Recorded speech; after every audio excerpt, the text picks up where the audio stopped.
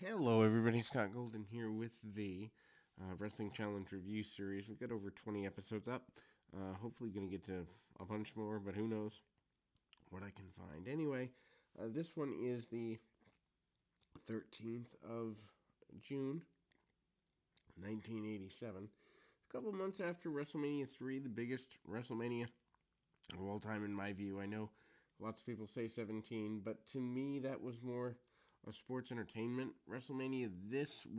That was 3 was a wrestling based show, and I found more gimmickry in 17 than 3. But anyway, just to think that we're coming up on WrestleMania 37. Heck, 3 more years, WrestleMania 40, 4 decades of WrestleMania will be here. Anyway, so we open with Sika and Kamala versus a enhancement talent team. Sika, of course, the father of current WWE SmackDown Universal Champion. Universal? Or, yeah, I think so. Whatever the SmackDown champion is, Roman Reigns. Hard shots by Sika early. Sika, of course, pretty big deal here. Fuji still managing Sika at this point. Kamala, of course, seconded by Kemshi. And that is that. Match is very basic. Sika with a series of punches, kicks, bites, and the like. Chops by Kamala. Kamala comes in. He's much more deliberate. Body slams along the way. Double underhook, double thrust, and sends the man up and down in the corner. And they get a victory. Do Sika and Kamala off of a Samoan drop. Kamala threatens to go to the top rope, cause more damage. And then we go to a interview with Tom Zink and Rick Martel, who are annoyed at the betrayal by the Islanders. The Islanders, of course, betraying them last week in an episode we reviewed even here. Again, wherein the Islanders joined with Bobby Heenan, Rick Martel, and Tom Zink not happy with this development, obviously.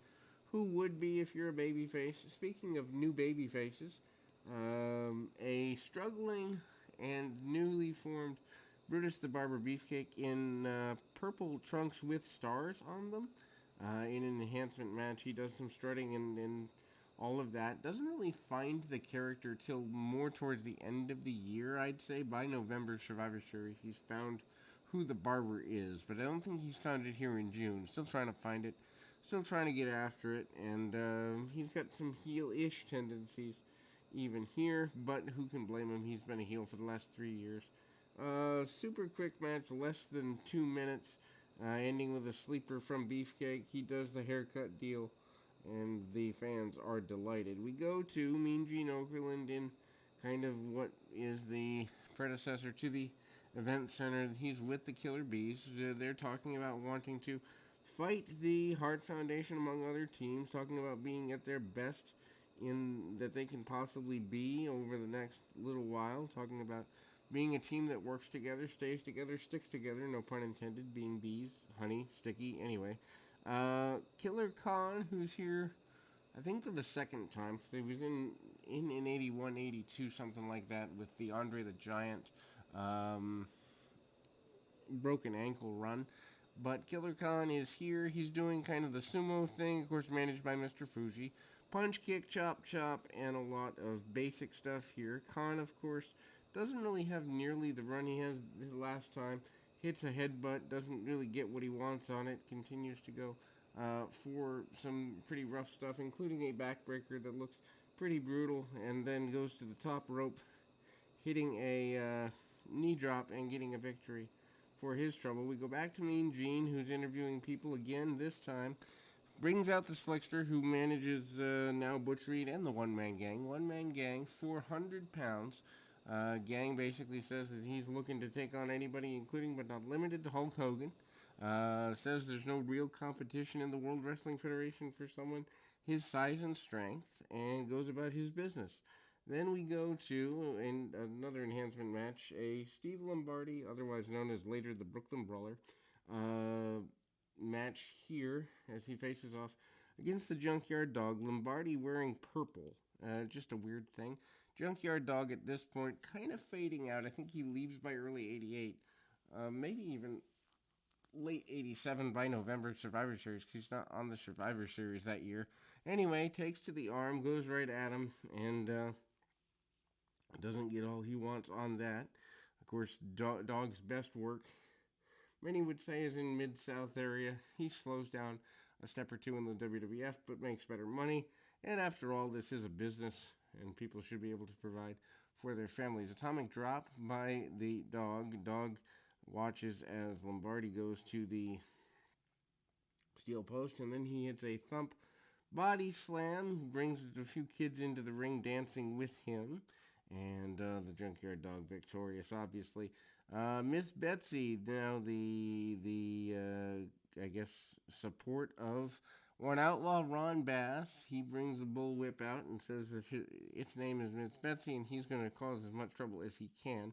We then have a several-minute feature, probably about 5 minutes of the program, on the status of and the injury of and the history of superstar Billy Graham, talking about him having a hip replacement. They show parts of the surgery.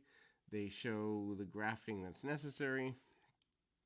They show just about everything here, and then Graham they do the deal where they acknowledge him as a world champion from 1978 or 1970. I think he won in 77, drops it in 78, or won in 76 and drops it at the beginning of 78. I think it's February to February because he had it for a year, so February 77 to February 78. Anyway, then we move to a clipped version of one of the most important matches in the era, which is the Honky Tonk Man taking the Intercontinental Championship off of Ricky the Dragon Steamboat, who had just won it. We join in progress. Jimmy Hart tries to interfere, doesn't get what he wants on that, and he's trying to interfere while Steamboat skins the cat. Instead, Steamboat comes back in, gets a backdrop on his adversary. They do a bunch of basic brawling. Steamboat with more strikes. Match actually goes longer than I remember it going, so that's kind of interesting to me that for some reason I had remembered this match being shorter than it was. Of course, this originally was supposed to go, according to some urban legend, to the natural Butch Reed, the Intercontinental title going to Reed instead of Honky Tonk Man, but Reed apparently no-showed that TV taping. I don't even know if he stayed employed if he no-showed a TV taping, but anyway, roll up, a kind of roll by Steamboat. Steamboat goes into the buckle and gets struck pretty hard here. And, ultimately we see the Honky Tonk Man take the man over the top rope and choke him out a bit. Steamboat comes back with a series of shots. Honky hits him with a short knee, tries to get every advantage he possibly can, willing to cheat, willing to cut corners, willing to do everything and anything he possibly can. Honky Tonk Man goes upside down in the corner after a little while, doesn't get all he wants on that, and honestly, Steamboat takes more of the match than I seem to recall, but eventually the new Intercontinental Champion is the Honky Tonk Man because he's able to trip Steamboat and use the ropes, gain the victory in the process, and that's that. Then we go to a six-man tag team match. Hillbilly Jim is out there. S.D. Jones is his partner, and I forgot who the third partner was. Coco Ware, there we go. Billy Jack Haynes, there we go. You know what I mean? These matches, which this is June, which may have been a sweeps month. I thought sweeps were May and November, but maybe it's different from year to year. Anyway, having some major talent here. The Federettes, which are ring girls, kind of like the UFC ring girls, only a lot less needed from them. Billy Jack Haynes goes to town on the enhancement. I've never been a fan of six-man tag team matches. I just think there's too many bodies. Haynes, though, still around after WrestleMania 3, although not terribly much longer. Hits a hip toss, series arm drags, and goes right after all three members of the enhancement talent squad. Haynes comes out ahead on that exchange.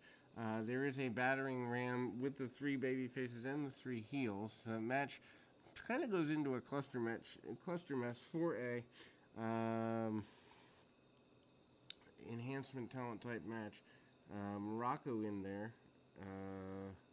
Actually, Morocco and friends are the adversaries here. For some reason, I thought that's because there is one enhancement talent, that's Iron Mike Sharp, but the adversaries, my mistake, are Don Morocco,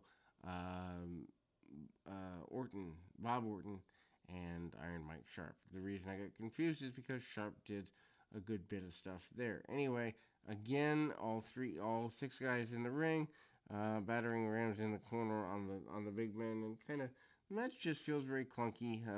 Morocco sent into the head of SD Jones, and of course, being an African American at the time, the trope of wrestling was that African Americans and Samoan Americans had harder heads than average. Morocco hits his own partner with a diving clothesline from the second rope on the inside, and that leads to the babyfaces getting a victory. Then there is a promo with Jimmy Hart and the Hart Foundation. Jimmy Hart spends the first part of the promo gloating about the fact that the Honky Tonk Man is now your new Intercontinental Champion. The second part of the promo dedicated to the Hart Foundation, claiming they don't duck anybody and they're ready to fight anybody in the world. The best team in the world is the Hart Foundation, according to them at least, and they are happy with their tag team championship run. In any event, we will be back with more right after this.